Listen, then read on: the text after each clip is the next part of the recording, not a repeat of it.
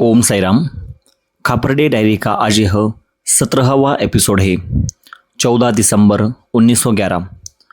दादा साहिब जी लिखते हैं कि आज बाहर जाने की इच्छा से मैं सुबह बहुत जल्दी उठ गया और काकड़ आरती में सम्मिलित हुआ। कुछ जल्दी में ही प्रार्थना समाप्त की और माधवराव देशपांडे के साथ द्वारकामाई में साईं बाबा के दर्शन के लिए गया। मुझे देखते ही बाबा बोले कि मैं कल या उसके अगले दिन जा सकता हूँ। उन्होंने आगे उपदेश दिया कि मुझे किसी अन्य की अपेक्षा केवल भगवान की सेवा करनी चाहिए। उन्होंने यह भी कहा, ईश्वर जो देता है वह कभी समाप्त नहीं होता और मनुष्य जो देता है वह स्थायी नहीं होता। यह सुनकर मैं वापस लौटा।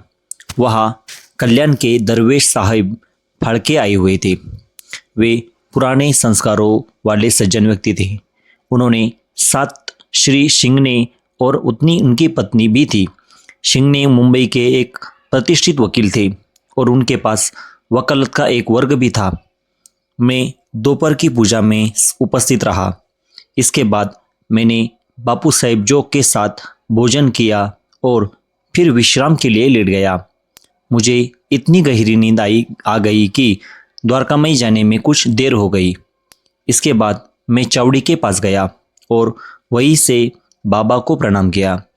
फिर मैं दरवेश साहिब और शिंगने के साथ बैठकर बातचीत करता रहा। कुछ समय बाद भीष्म ने प्रतिदिन की भांति भजन का कार्यक्रम आरंभ किया।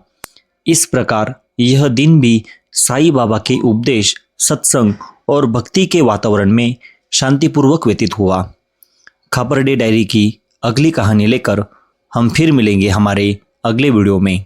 तब तक के लिए ओम साई राम।